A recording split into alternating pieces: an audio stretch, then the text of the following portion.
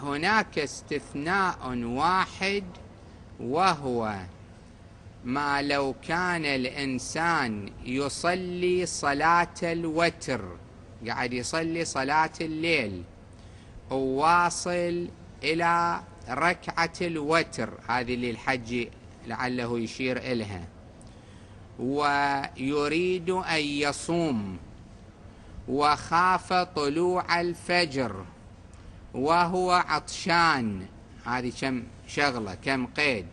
قريب يطلع الفجر، بعد شوية بعد دقيقتين يأذن، وهو يريد يصوم وقعد يصلي صلاة الوتر وعطشان، يخاف يكمل الصلاة ويطلع الفجر وما شرب ماي، يقطع الصلاة، ما وده يقطعها.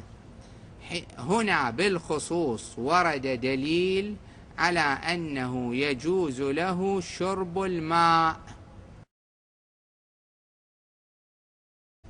إذا ما حصل شيء يضرب صورة الصلاة، في خصوص صلاة الوتر الشرب مستثنى لأجل الصيام. الظاهر لا فرق، الظاهر الشكل. هناك صلاة الوتر قد يقال بالشمول، لكن الأحوط الاقتصار على الوتر.